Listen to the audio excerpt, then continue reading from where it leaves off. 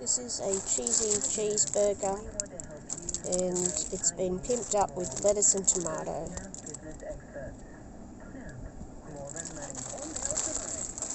And it looks really good.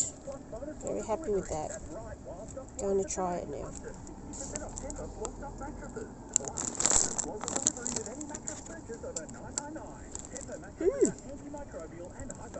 That's very good. Fantastic.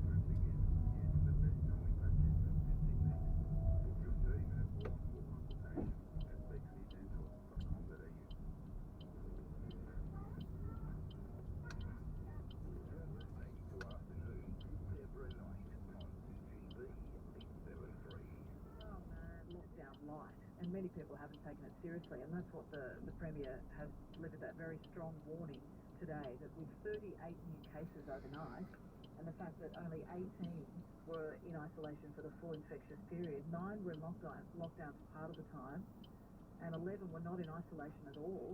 We've got to take it more seriously, particularly in those 3 local government areas of Fairfield, Canterbury, Bankstown and Liverpool, which are the big concern. Personal responsibility, absolutely, we've got to take more of it. But the government are the ones who brought in the home order rules and the lockdown rules, and the inconsistencies are what people are really getting upset about as well. The fact that you've got hairdressers forced to close, and yet you can go to Louis Vuitton and buy a fancy handbag. I mean, what's the essential service here? There really is inconsistency, and the Premier is the one who does make the calls on things like not sending kids back to school. So when she went to go to the shop, she was asked to scan in, and she said, "I'm sorry, I don't have a phone." And they said, "Well, if you don't scan in, you can't come in."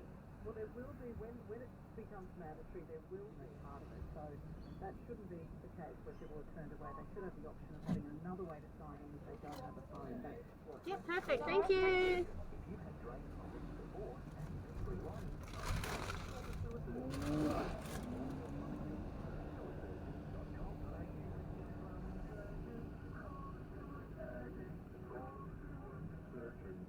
Peter, pumpkin eater, had a wife but couldn't keep her.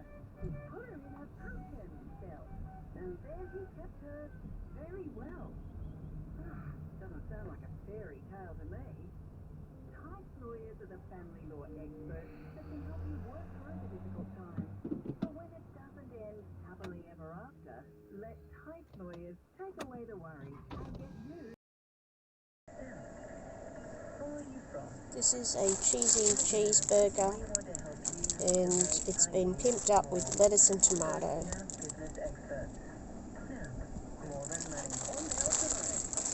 And it looks really good. Very happy with that. Going to try it now.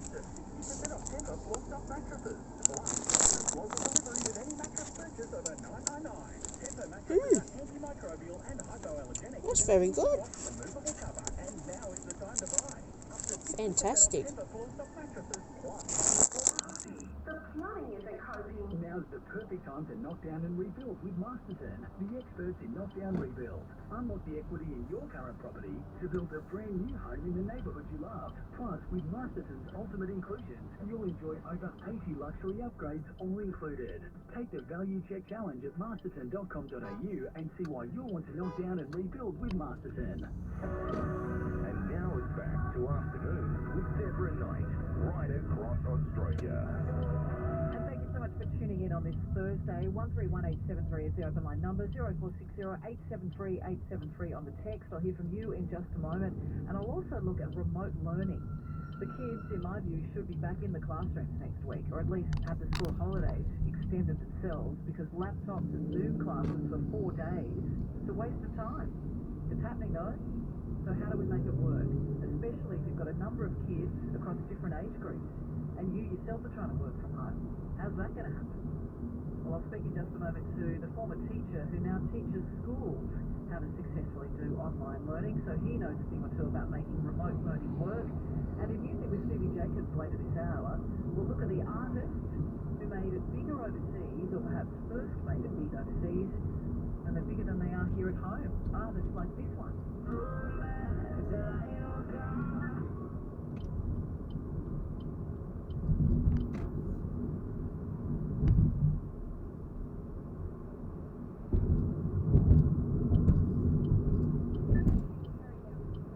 Now, 2012, 2015 and 2018.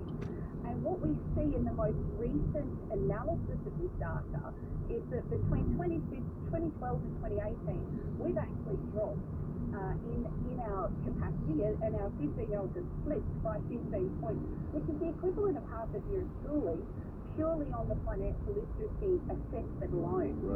Right. And what kind of things did you expect to look? What would you say is a financially literate 15-year-old? What would they know? Well, the curriculum at the moment actually has, the current curriculum actually has some aspects to it already that it suggests, and that's in simple interest, looking at simple interest as repeating, as the relationship to compound interest. There's bits around financial planning for yourself. All of these aspects are there, but they're a little bit hit and miss. As you kind of said in the intro, at times it almost feels like we fall upon questions that point to financial literacy in our maths curriculum, but we don't always have that systematic progression of knowledge that helps us to build a really good foundation to make it. The Australian WikiLeaks founder is wanted over the release of confidential US military and diplomatic cables more than a decade ago, as Courtney Bembridge reports from London. Julian Assange has been behind bars for more than 2 years at London's Belmarsh prison, while the United States fights to extradite him. In January, a UK court ruled that he shouldn't be sent to the US because of concerns he might try to take his own life in custody. But the US Justice Department lodged an appeal against that decision and has now been given the green light, which means the case will go back to a British court. President Joe Biden has always made it clear he wants Assange to stand trial on espionage and hacking charges over WikiLeaks' publication of hundreds of thousands of US military and diplomatic documents. If convicted on all counts, he would face a prison sentence of up to 175 years.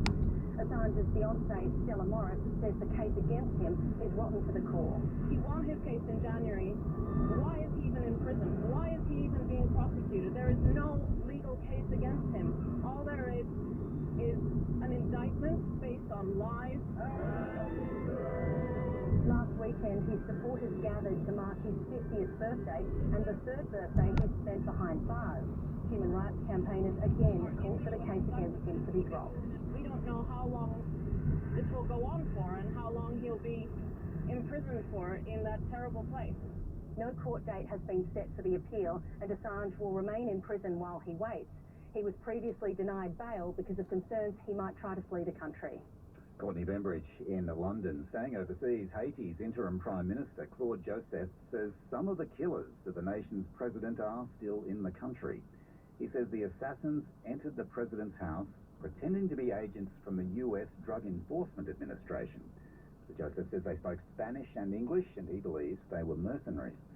He says he's now running the country and has declared a state of siege and martial law. Let's get more from BBC Mundo's Rose Delaney. As soon as the assassination took place, the normally bustling streets of the capital were left deserted and were called across social media and by officials for residents to remain in their homes due to the threat of armed gangs, which were now reportedly in control of 1/3 of the capital. And Haitians are also in the biggest concentration of Haitians in South Florida, where I am now. The biggest concentration of Haitians outside Haiti have also said that they fear that a further escalation of violence will ensue. This has left President Moise's death has also left a political vacuum in Haiti, and there's a lot of confusion surrounding who will be his successor. The current prime minister at the moment has taken over, and what makes this a bit confusing is that shortly before Moise's death, he had appointed another prime minister. His name is Ariel Henry, and he was set to take over. But now, according to the Constitution, Haiti's parliament would have to confirm a new president, but they haven't been functional for more than a year now. So there's no body in place to actually confirm a new president. In addition to this, another option would be that the top judge in the country would take over the president as stated in the 1987 Constitution, but he recently died of COVID-19. So this has left the country just in a state of confusion and disarray, and a lot of local reports have warned of further financial planning. That could be around our superannuation, around the loans that we have, the amount of debt services that are offered to us now, and the like. This is very different from just getting the pay packet, isn't it? Oh, it really is. And we kind of have a very different notion of our future. We don't have that strict notion that we had in the past that says, I'm going to leave school, get my job, get my house, and on I go. We now have a little bit more, well, what we see is people doing a lot more flexible things. And that gives us, garners that capacity that we have to be a little bit more responsible so that we can keep those flexible ways of working and keeping going.